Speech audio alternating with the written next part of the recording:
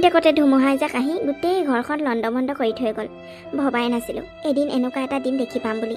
মই জীয়াই থাকোঁতে ইমান ডাঙৰ এটা ধুমুহা, এনেকুৱা যে এটা দৃশ্য দেখিম বুলি সপোনতো ভবা নাছিলোঁ। কিমান যে আশাৰে ল'ৰা দুটা পঢ়িছিলোঁ। বাপেক সৰুতেই ঢুকাল, তথাপিও হাৰ মনা নাছিলোঁ। নিজে কষ্ট কৰি ল'ৰা দুটাক মই ডাঙৰ দীঘল কৰিলোঁ, পঢ়ালোঁ, শুনালোঁ। ইমানখিনি কষ্ট কৰি ডাঙৰ দীঘল কৰাৰ পিছত ডাঙৰ ল'ৰাটোক বিয়াও পাতি দিলোঁ। তাৰপিছতে 2 বছৰ হৈছিলে সি আমাক সকলোকে কন্দুৱাই গুচি গ'ল। বোৱাৰীজনী গৰ্ভৱতী। মইনো এতিয়া কোনফালে কি কৰোঁ বাৰু? বোৱাৰীৰ এনেকুৱা অৱস্থানো ভগৱানে তাক লৈ যাব লাগেনে? মা, আপুনি ইয়াতে বহি আছে, মই এনেই পাছফালে চিঞৰি আছোঁ। এই মনটো একেবাৰে ভাল লগা নাই, সেইকাৰণে ইয়াতে বহি আছোঁ। ভাত বাঢ়ি দিছোঁ, আহক। মন বেয়া কৰিবলগীয়া আকৌ কিটো আছে? আপোনাৰ সাহসতে জীয়াই আছোঁ। আপুনি যদি এনেকৈ মন মাৰি থাকে মোৰ কি হ'ব কওকচোন? এওঁ এনেকুৱা এটা সময়ত গুচি গৈছে। না মই দুখ কৰিব পাৰোঁ, না মই সুখত থাকিব পাৰোঁ। ডক্তৰে কৈছে যিমান পাৰোঁ সুখত থাকিবলৈ, কিন্তু আপুনিয়ে কওকচোন, এওঁ ঢুকোৱাৰ পাছত জানো মই সুখত থাকিব পাৰোঁ? তথাপিও আপোনালোকৰ সাহসত মই জীয়াই আছোঁ। নিজৰ কথা পাহৰিলোঁ।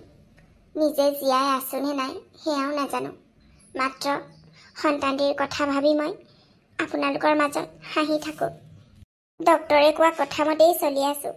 লাগিলে মনত যিমানেই দুখ নাথাকক কিয়, একমাত্ৰ সন্তানটিৰ কাৰণে মই এনেকৈ হাঁহি আছোঁ, যাতে মোৰ দুখৰ ছায়া সন্তানটিৰ ওপৰত নপৰক। আপুনি যদি এনেকৈ মন ভাঙি থাকে মোৰ কি হ'ব মা? বোৱাৰী, হ'ব দিয়া, তুমি আৰু এতিয়া আকৌ দুখ কৰিব নালাগে। মই আৰু আজিৰ পৰা এনেকৈ দুখ কৰি বহি নাথাকোঁ। আচলতে তোমাৰ কথা ভাবিয়ে মনটো কেতিয়াবা বৰ হুকে খুন্দা মাৰি আহে। মোৰ ভয় লাগে। তোমাৰ মা দেউতাই যদি তোমাক এইখন ঘৰৰ পৰা লৈ যায়, তেতিয়া মই কাৰ লগত থাকিম? মই সকলো বুজোঁ। এতিয়া আৰু তোমাৰ স্বামী ঢুকোৱাৰ পাছত তোমাৰ মা দেউতাইনো এইখন ঘৰত তোমাক সদায় থাকিবলৈ ক'ত দিব? কিন্তু মোৰ ভয় লাগে। তোমাক আৰু নাতিটোক মই হেৰুৱাব নিবিচাৰোঁ। এইখন ঘৰ তুমি অহাৰ পৰা ইমানখিনি উন্নতি হৈছে। মই তোমাক নিজৰ ছোৱালীৰ দৰে ভাবোঁ। তোমাক মই কেতিয়াও পঠিয়াই দিব নিবিচাৰোঁ বোৱাৰী। মই কি কৰোঁ তুমিয়ে কোৱাচোন? এইবোৰ কাৰণত মোৰ বৰ দুখ লাগি থাকে। মই একো এটা উপায় বিচাৰি পোৱা নাই। আপুনি চিন্তা নকৰিব মা, কিবা এটা উপায় নিশ্চয় ওলাব। মই আপোনালোকৰ ঘৰখন এৰি ঘৰলৈ কেতিয়াও ঘূৰি নাযাওঁ। যিয়ে নহওক লাগে, এইখন ঘৰলৈ মই বিয়া হৈছোঁ আৰু মোৰ সন্তানৰ সৈতে মই গোটেই জীৱন কটাই দিম। তথাপিও মই ঘৰলৈ কেতিয়াও ঘূৰি নাযাওঁ। এওঁ গুচি যোৱা আজি 8 মাহেই হ'ল। মই গোটেই জীৱন মোৰ সন্তানটিৰ লগতেই জীয়াই থাকিব বিচাৰোঁ মা। এয়া আমাৰ মৰমৰ চিন। আমাৰ সন্তানটিৰ বাহিৰেনো আমাৰ কোন আছে কওকচোন? এওঁতো মোক এৰিয়ে থৈ গ'ল আৰু দি থৈ গ'ল এটি অমূল্য সম্পদ। এয়া আমাৰ সন্তানটি। মই এই সন্তানটি কেতিয়াও মোৰ পৰা দূৰ হ'ব নিদিওঁ। আমাৰ মৰমৰ চিন হিচাপে মই ইয়াক সদায় মোৰ ওচৰতেই থ'ম। গতিকে আপুনি চিন্তা কৰিব নালাগে, আপুনি দুখ কৰিবও নালাগে মই এইখন ঘৰৰ পৰা গুচি যাম বুলি। বোৱাৰী, তুমি চিন্তা নকৰিবা। এইখন ঘৰ তোমাৰ মতে এইখন ঘৰ চলিব। যি হয় দেখা যাব মা। এতিয়া আহক, ভাতকেইটা খাই লওকহি। বলা তুমি ডাইনিঙতে বহিবা, মই বাঢ়ি দিম ভাত। ঠিক আছে মা। হেৰা শুনিছানে? কওকচোন, কিয় ইমান টেটু ফালি আছে? এই পাকঘৰটো যে একো এটা বিচাৰি নোপোৱা হলো। চাহপাত টেমাটো ক'ত থলা? বোলো চাহ একাপ বনাই খাওঁ। নাই, বস্তুবোৰে বিচাৰি পালেহে বনাম। সেইকাৰণেতো কওঁ মাজে মাজে পাকঘৰত কাম কৰি থাকিব লাগে বুলি। আপুনি পাকঘৰলৈ আহে জানো কেতিয়াবা? এতিয়া উপায় নাপায়হে চাহ বনাবলৈ লৈছে। হ'ব দিয়া, চাহৰ ডিব্বাটো এতিয়া মোক দেখুৱাই দিয়া, তাৰপিছতে মই চাহ বনাওঁ। চাহ বনাই খাব বাৰু। হেৰি নহয়, আজি ছোৱালীজনীৰ ঘৰলৈ যাম কোৱা নাছিলে জানো গধূলি? যাবনে নাই পিছে? যাব লাগিব আকৌ, নগ'লে হ'ব জানো? তাইক কৈ দিলোঁ নহয় ফোন কৰি। কিবা এটা সিদ্ধান্ত ল'ব লাগিব। তাইক এনেকৈ থৈ দিব নোৱাৰি নহয় শাহুৱেকৰ ঘৰত। আজি শাহুৱেকে মৰম কৰি আছে, কাইলৈ সেই সৰু পুতেকে বিয়া পাতিব। তেতিয়া মৰম কৰিব জানো? সেইকাৰণে আমি নিজেই ব্যৱস্থা ল'ব লাগিব। তাইৰ জীৱনটো আমি এনেকৈ শেষ হৈ যাব দিব নোৱাৰোঁ। তাকেই শাহুৱেকৰ লগত কথা আলোচনা কৰিবগৈ লাগিব দেই ভালকৈ। ছোৱালীজনীৰ জীৱনৰ কথা আছে।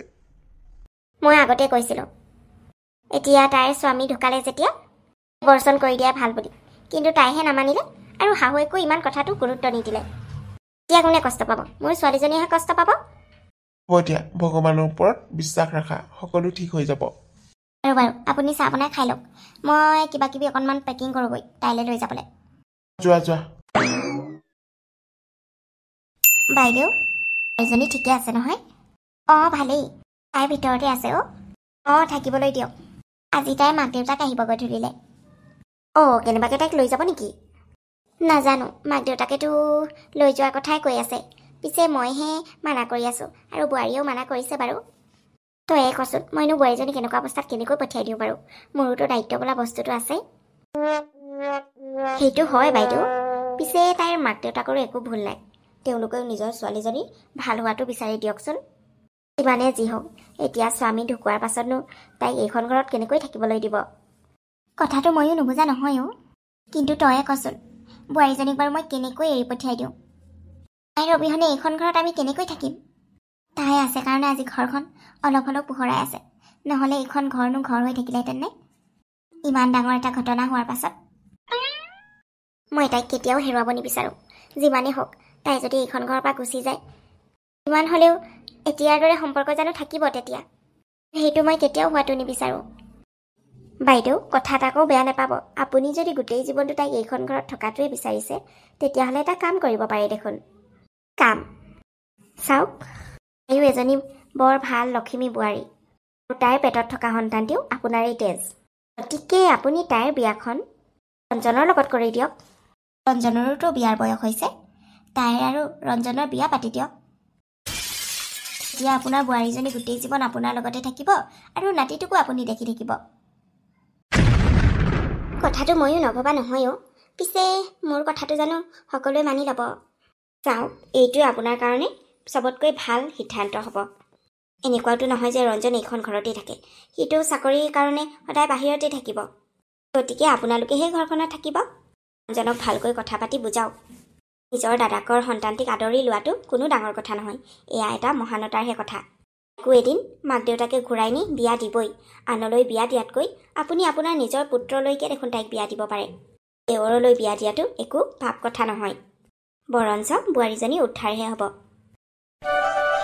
কিন্তু বোৱাৰীয়ে জানো কথাটো মানিব? মই জানো, তাই মানা কৰিব, পিছে আপোনালোকে বুজাব। প্ৰথমতে আপোনালোকে তাইৰ মাক দেউতাকৰ লগত কথা পাতিব, তাৰপিছত বোৱাৰীক জনাব। আজি তেওঁলোকে আহিব, মই কথা পাতিব লাগিব এইটো বিষয়ত, নহ'লে মোৰ বোৱাৰীজনীক মই নিজেই হেৰুৱাই লোৱা হ'ব। আৰু মই এতিয়া গৈ থাকোঁ, মোৰ মনৰ কথাটোহে আপোনাক ক'লোঁ। আচলতে তাই সঁচাকৈয়ে এজনী বৰ ভাল ছোৱালী। জানো ভগৱানে তাইৰ লগত কিয় তেনেকুৱা কৰিলে। পিছে এতিয়াও সময় আছে, তাইৰ সংসাৰখন আপোনালোকে এতিয়াও বচাব পাৰে।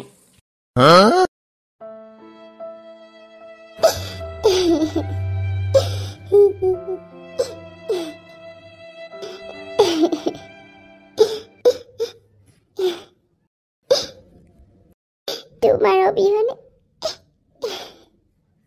মই কেনেকৈ জীয়াই আছো ময়ে জানো। কিমান হেঁপাহেৰে, কিমান সপোন লৈ তোমালৈ বিয়া হৈ আহিছিলো, আৰু তুমি মোক এনেকৈ হঠাতে এৰি থৈ গুচি গলা। তোমাক বহুত মিছ কৰিছো মই। তুমি য'তেই আছা তাৰ পৰাই মোক আশীৰ্বাদ কৰিবা, যাতে মই আমাৰ সন্তানটিক ভালকৈ জন্ম দিব পাৰোঁ।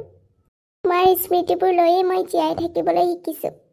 আশীৰ্বাদ কৰিবা তুমি, মই যেন সদায় এনেকৈ তোমাৰ স্মৃতিবোৰক লৈ জীয়াই থাকিব পাৰোঁ আমাৰ সন্তানটিৰ সৈতে। বোৱাৰী? অঁ মা। মাৰ মা দেউতা পালেহি।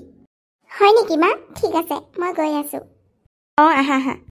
মা দেউতাই আকৌ শাহুমাৰ আগত মোক লৈ যোৱাৰ কথা নক'লে হয়, নহ'লে মায়ে মনত খুব দুখ পাব। মোৰ বাহিৰেনো তাইৰ ওচৰত কোনে থাকে? মই যদি এইখন ঘৰৰ পৰা যাওঁগৈ, মা একেবাৰে অকলশৰীয়া হৈ পৰিব। তেওঁ ডিপ্ৰেশ্যনত গুচি যাব, আৰু মই মাৰ লগত এনেকুৱা কৰিলে এওঁৰ আত্মাই কেতিয়াও শান্তি নাপাব। মই যেনেকৈ হ'লেও মা দেউতাক মনাই এইখন ঘৰৰ পৰা নাযাওঁ বুলি ক'বই লাগিব। সেয়া মাজনী, ভালে আছা নহয়? অঁ মা, মোৰ ভাল। তোমালোকৰ ভালনে? অঁ ভাল ভাল, আমাৰ খুব ভাল। কি কৈ আছিলানো ৰুমত? এনেই দেউতা, এনেই বহি আছিলোঁ, আৰাম কৰি আছিলোঁ। একো অসুবিধা হোৱা নাইতো? যদি কিবা অসুবিধা হৈছে তেতিয়াহ'লে আমাৰ লগতে ঘৰলৈ যাওঁগৈ বল। নাই নাই মা, মোৰ একো অসুবিধা হোৱা নাই। শাহুমাই মোক খুব ভালকৈ কেয়াৰ কৰিছে। বোৱাৰী, তুমি চাহ খাবানে? নাই নাই মা, মই এতিয়া চাহ নাখাওঁ। দে হ'ব দে, তই আৰাম কৰি যা। মই যোৱা, অলপ আৰাম কৰি লোৱাগৈ। ঠিক আছে দেউতা, মা তোমালোকে বহা, মই অলপ আৰাম কৰি আকৌ আহিম। ঠিক আছে যা। বিয়নী, মই মোৰ মনৰ কথাখিনি আপোনালোকক ক'লোঁ। আচলতে বহুত ভাবি চিন্তিয়ে মই এইটো সিদ্ধান্ত লৈছোঁ, কাৰণ মই বোৱাৰীজনীক এৰিব নোৱাৰোঁ। আৰু ইয়াৰ পিছত আপোনালোকে ভাবি যি সিদ্ধান্ত লয় মই মানি ল'ম। ঠিক আছে বিয়নী, আমি কথাটো অলপ দকৈ ভাবিম বাৰু, আপোনাক আমি ফোনত জনাই দিম। কাৰণ তাই গৰ্ভৱতী নহয় জানো? আপুনিও কথাটো ভালকৈ পাতিব। মাতকৈ ভালকৈতো আপুনিহে বুজাব পাৰিব তাইক। ঠিক আছে, তাইৰ কাৰণে আপোনালোকে অলপো চিন্তা নকৰিব, মই তাইক বুজাই ল'ম। বিয়নীৰ কথাটো কিন্তু বেয়া হোৱা নাই বাৰু। আপুনি কি ভাবিছে? আমাৰ ওপৰতনো কি কথা? তাই যি কয় সেইটোহে হ'ব। তাইৰ জীৱন তাই সিদ্ধান্ত ল'ব। আৰু ৰঞ্জনে জানো মানি ল'ব ইমান সোনকালে? মাকৰ কথাটো শুনিবই। মাকে কথা পাতিম বুলি কৈছে নহয়। একা ল'ৰা, তাৰো কোনোবা গাৰ্লফ্ৰেণ্ড চাৰ্লফ্ৰেণ্ড থাকিব পাৰে, ফটককৈ মানি নলয়। প্ৰথমতে ল'ৰাটোৰ লগত কথা পাতি কনফাৰ্ম কৰিহে আমাৰ তাইৰ লগত কথা পাতিব লাগিব। পিয়নীয়ে বাৰু ইমানখিনিতো জানে। তাই মানিবই লাগিব, তাই নেমানিলে হ'ব নেকি? তাই ঘৰলৈও আহিব নিবিচাৰে, সেইখন ঘৰতে থাকিব বিচাৰে। আৰু এনেকৈতো সেইখন ঘৰত থাকিব নোৱাৰি, কিবা এটাতো ব্যৱস্থা কৰিবই লাগিব। শাহুৱেকে ঠিকেই সিদ্ধান্ত লৈছে, সিহঁতে মানিলে মানে সিহঁতৰ কাৰণেই ভাল। আমাৰ একমাত্ৰ ছোৱালীজনী আমি গোটেই জীৱন এনেকৈ বিধৱা হৈ জীৱন কটাই দিব নোৱাৰোঁ নহয়। যি বিয়নীয়ে সেইটো সিদ্ধান্ত লৈছে সেইটোতো মান্তি হৈছোঁ আমি। তথাপিও তাই ভালকৈ থাকক, তাইৰ সংসাৰখন ভাল হওক বুলি। এই নৱজাত শিশুটিয়ে কি জানে? জন্ম হৈয়ে বাপেক নোহোৱাৰ নাম পাব। মই সেইকাৰণে বিয়নীৰ কথাত মই বাধা দিয়া নাই। বাকী ৰঞ্জনো ভাল ল'ৰা, চাকৰিও আছে। বিয়নীয়ে যদি কথাটো মানি ল'ব পাৰিছে, আমাৰ কাৰণে একো অসুবিধা নহয়। এতিয়া তাই আৰু ৰঞ্জনে মানি লোৱাটোহে কথা। আৰু তাহাঁতি দুটাও যদি মানি লয় তেতিয়াহ'লে সন্তানটোৰ কাৰণেই ভাল হ'ব। অন্ততঃ সি বাপেকৰ চাহাৰাটো পাব। আৰু বিয়নীয়েতো তাইক এৰিবই নোৱাৰোঁ বুলি কৈছে।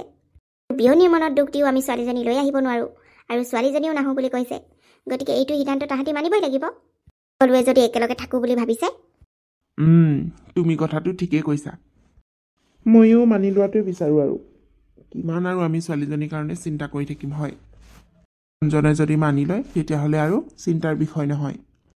তাইও জীৱন সংগী এজন পাব, আৰু সন্তানটিও এটা বাপেকৰ নাম পাব। কি? এইবোৰ তুমি কি কথা কৈছা মা? চা বোপাই, মোৰ হাতত একো উপায় নাই। তাৰমানে এইটো কথাৰ কাৰণে তুমি মোক ঘৰলৈ মাতি পঠিয়ালা? এইটো কথাটো তুমি ফোনতো সুধিব পাৰিলা হয়? ফোনত সোধা আৰু এনেকৈ কোৱা মাজত বহুত পাৰ্থক্য আছে, আৰু তই কিন্তু মানা কৰিব নোৱাৰ। মই বিয়নী সকলোৰে লগত আলোচনা কৰিলোঁ, তেওঁলোকেও মানি লৈছে। তই অন্ততঃ ঘৰখনৰ কথা ভাবি মোৰ প্ৰস্তাৱটো মানি ল বোপাই। কিন্তু মা, মই বৌক কেনেকৈ বিয়া কৰাব পাৰোঁ? এয়া একো বেয়া কথা নহয় বোপাই, এয়া উদ্ধাৰহে হ'ব। বাপেক নাইকিয়া সন্তানটিক তই বাপেকৰ নাম দিবি। কোনো বেলেগ নহয়, আমাৰেইটো তেজ, তোৰ নিজৰ ককাইৰ তেজ। আঁকোৱালি লোৱাত মোৰ আপত্তি নাই মা, কিন্তু বৌ জানো মানি ল'ব? তাইক মই বুজাম। এতিয়া মান্তি হৈছা যেতিয়া মই তাইক বুজাই ল'ম। চোৱা মা, মোৰনো কি, দেশৰ কাৰণে কাম কৰোঁ। মোৰ কেতিয়া কি হ'ব কোনে জানে, কিন্তু মই তোমালোকক সুখত থকাটো বিচাৰোঁ। এইখন ঘৰত যাতে একো প্ৰব্লেম নহয়, মই সেইটোহে বিচাৰোঁ। এতিয়া দাদাও নাই যেতিয়া ঘৰখনৰ কথাও ময়ে চিন্তা কৰিবলগীয়া হৈছে। তোমালোকে যেনেকৈ সুখী থাকা তেনেকৈয়ে থাকা মা, মোৰ একো আপত্তি নাই। তুমি যি কোৱা মই তাকেই কৰিম। মই জানো তই এনেকৈ মানি ল'বি বুলি, চিন্তা নকৰিবি, মই বৌক মনাই ল'ম। আৰু তাই যদি মানে তই কিন্তু বিয়াখন এতিয়াই পাতি গুচি যাবিগৈ, কাৰণ আকৌ কেতিয়া ছুটি পাওঁ একো গেৰেণ্টি নাই নহয়। তাকেই তই আকৌ ইমান জল্দি মাতি পঠিয়ালি। তথাপিও মই 3 মাহ ছুটী লৈ আহিছোঁ। এতিয়া 3 মাহ ছুটী লোৱাৰ পাছত মই আৰু ইমান সোনকালে কেতিয়াও ছুটী নাপাওঁ। তেনে ৰিকুৱেষ্ট কৰি আহিছোঁ, কাৰণ ঘৰখনত এতিয়া দাদা নাই যেতিয়া বহুত কিবা কিবি প্ৰব্লেম থাকিব পাৰে বুলি মই গুচি আহিলোঁ। আচলতে তেওঁলোকেও বুজিছে বাৰু আমাৰ পৰিয়ালৰ কথাটো। ভালেই কৰিলি দে, তেতিয়াহ'লে মই কথাবোৰ আগবঢ়াব পাৰোঁ। তেওঁলোকৰ যি ভাল লাগে তাকেই কৰা, কিন্তু মই বৌৰ লগত এবাৰ কথা পাতিব বিচাৰোঁ। বৌ, মাহঁতে এনেকৈ সিদ্ধান্ত ল'লে, মই মানা কৰিব নোৱাৰিলোঁ। তুমি মোক বেয়া নাপাবা। নাই ৰঞ্জন, তেনেকৈ কিয় কৈছা? মই তোমাক বেয়া পোৱা নাই। ময়ো মা দেউতাই সিদ্ধান্ত লোৱাৰ কাৰণে মান্তি হৈছোঁ। চোৱা বৌ, মোৰ এটাই লক্ষ্য, তুমি আৰু মা এইখন ঘৰত ভালকৈ থকাটো। আৰু এতিয়া নতুন আলহী আহিব, তোমালোক তিনিওজনে এইখন ঘৰত ভালকৈ থাকা। মই মাত্ৰ তোমালোকক এটা ভাল জীৱনহে দিব বিচাৰোঁ। আৰু মোৰ কথাটো তুমি জানাই, মইনো কনচা ঘৰত থাকিব পাওঁ। আজি ছুটি লৈহে আহিছোঁ। দেশৰ কাৰণে কাম কৰোঁ যেতিয়া দেশৰ হকে যুঁজিব লাগিব। অন্ততঃ তোমালোকে ভালকৈ থাকা। মই নাজানো তোমাৰ জীৱনটোত কিমান মই সুখ দিব পাৰিম, কিন্তু ইমানটো ক'ব পাৰোঁ, তোমাক কেতিয়াও মই দুখ নিদিওঁ। মোৰ কাৰণে তুমি কেতিয়াও দুখ পাবলগীয়া নহয়।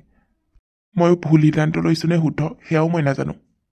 মই মাত্ৰ মাৰ কথাৰ মতে গৈছোঁ, কাৰণ মই জানো মাকে সদায় সন্তানৰ কাৰণে ভালটোৱে ভাবিব। তুমি চিন্তা নকৰিবা বৌ, মই তোমাৰ এই বিপদৰ সময়কণত সদায় তোমাৰ লগতে থাকিম। থেংক ইউ ৰঞ্জন, তুমি মোক বুজি পোৱাৰ কাৰণে।